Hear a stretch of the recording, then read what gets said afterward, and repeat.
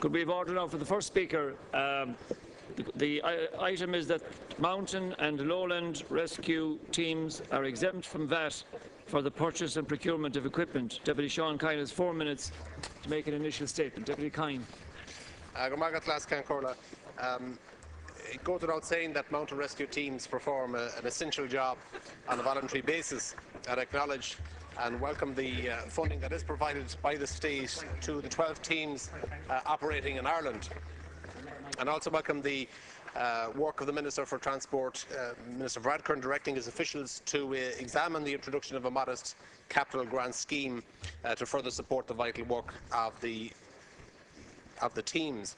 Tourism and physical activity are two areas which the government is generally focusing on, and both of these involve developing outdoor sports and adventure activities, which in turn have a hugely positive impact on the rural economies.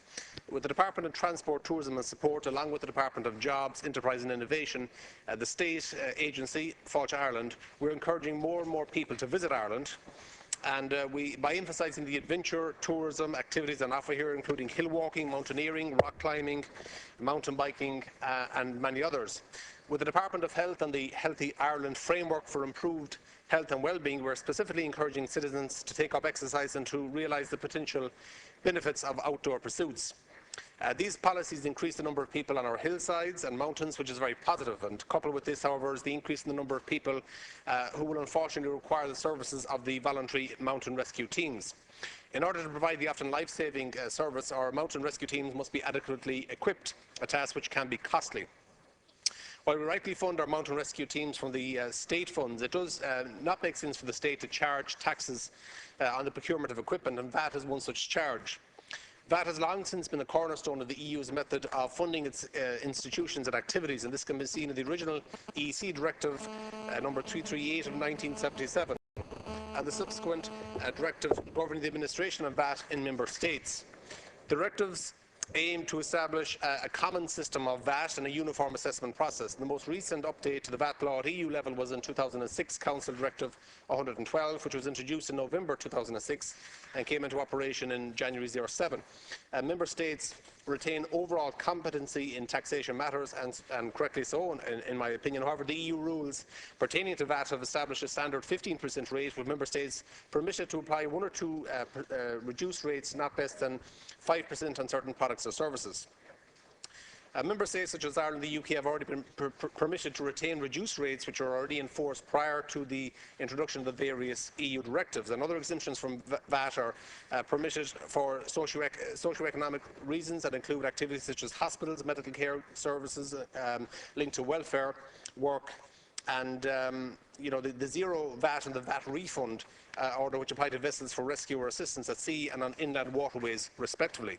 As you're aware, Minister, the European Commission commenced a communication process involving the Parliament, the Council of Ministers and the European Economic and Social Committee on the future of VAT. The overall aim is to create a single market, a simple, more robust and efficient VAT system for the single market. In the communication, the Commission calls on Member States to make use of the existing options to alleviate the burden of VAT on non-profit organisations, and it offers to provide guidance on the VAT regime applicable. Mountain rescue teams are, in my view, the definition of non-profit organisations, and if you look at articles such as Article 132 subsection 1m, the supply of certain services closely linked to sport or physical education by non-profit making organisations to persons taking part in sport, or the clearest example of all, Article 131 subsection 1p, the supply of transport services for sick or injured persons in vehicles specifically designed for the purposes by duly authorised bodies. Article 133 further identifies the organisations that may be covered by various provisions of Article 132 and notes these organisations must not be systematically make a profit or must be administered on an essentially voluntary basis. Thank you, Deputy. And I would ask that we extend the exemption from VAT to mountain rescue and lowland teams so that they can conduct their vital work. Margaret, now call the Minister for Finance to reply. 4 minutes, Minister. Thank you very much, Cahill. I'm pleased to take this opportunity to speak on the question of VAT incurred on the purchase of equipment used by mountain and lowland rescue teams. From the outset, I would like to acknowledge the excellent work undertaken by the mountain rescue teams, made up of unpaid volunteers who provide a very important emergency rescue service to the public, often in difficult circumstances, terrain and weather. In the first instance, I wish to clarify what is referred to in this instance by the term exemption from VAT for mountain rescue terms, as this can have a number of meanings in Irish VAT law. The Deputy will of course be aware that Irish VAT law must comply with the EU VAT directive. Firstly, an exemption from VAT could refer to supplies of goods and services made by mountain rescue bodies. Secondly, exemption could refer to the supply of goods and services exempt from VAT or at a zero rate of VAT to mountain rescue bodies. And finally, it could refer to a compensation mechanism allowing mountain rescue bodies to claim a refund of VAT incurred on their purchases. In general, exemption from VAT refers to where goods and services are supplied without VAT charged on them, but where the supplier of those goods is not entitled to claim any VAT paid on their input costs. The same system applies to bodies and persons who are outside the scope of VAT. In general, mountain rescue bodies are outside the scope of VAT, and so they do not apply VAT to any supplies they make, such as merchandising, and they cannot claim VAT paid on their purchases.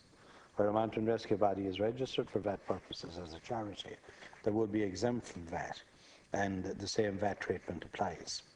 With regard to the supply of goods and services exempt from VAT, the EU VAT directive provides that certain services are exempt from VAT, such as medical services, some postal services, and financial and insurance services. Other services are specifically exempt from VAT in Ireland for historic reasons, such as transport services and the supply of water. The supply of goods is not normally exempt from VAT.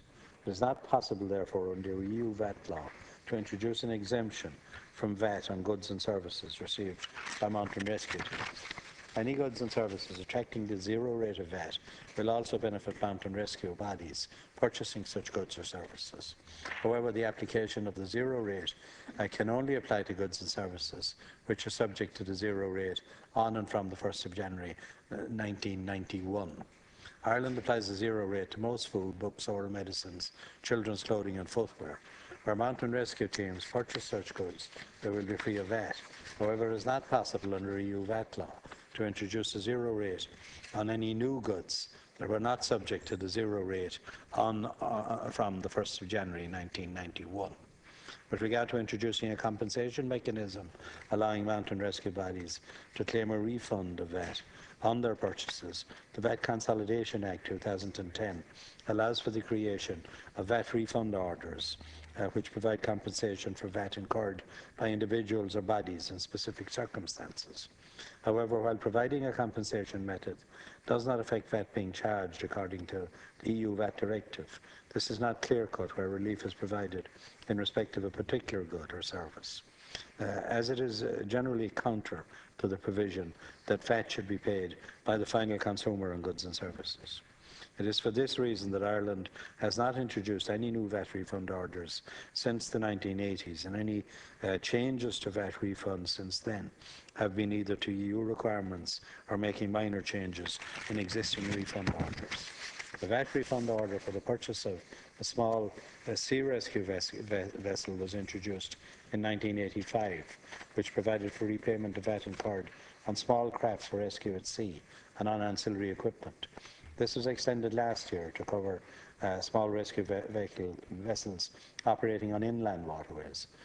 This followed the introduction of a zero rate of VAT in 1978 on the supply of larger sea rescue vessels, which was specifically provided for under EU VAT law, under Articles 148 and 169 of the recast EU VAT Directive.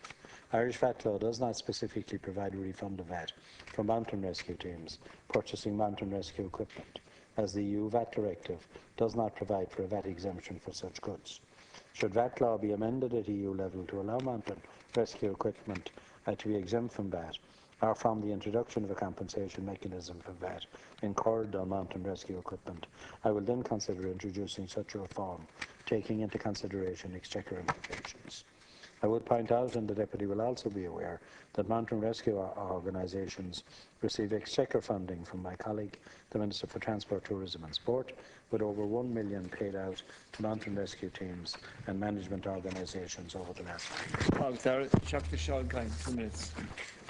Thank you, Minister. I'd like to thank you for your reply, and I'd have to study the reply in more detail. But if it is the case that current provisions of the VAT directive regarding exemptions, some of which I've outlined, are not applicable to mountain rescue teams, then the European Commission's communication on VAT represents a prime opportunity to bring about that necessary change. And the European Commission cannot act alone. The Parliament has a role to play, but more specifically, I think the Council of Ministers, which in this case is the Council of Finance Ministers, would have a central role to play.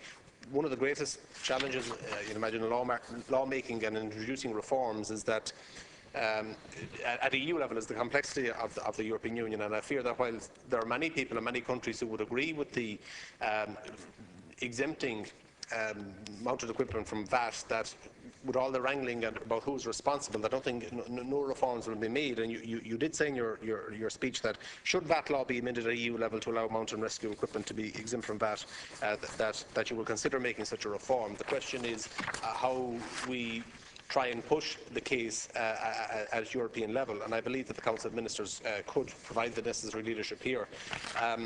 I note and welcome a reply you gave to my Dáil question last week on this issue, where you said, and I quote, "Where VAT laws are amended at EU level to provide that VAT does not apply to mountain rescue equipment, or for the introduction of a compensation for VAT incurred on mountain rescue equipment, I will then consider introducing such a reform."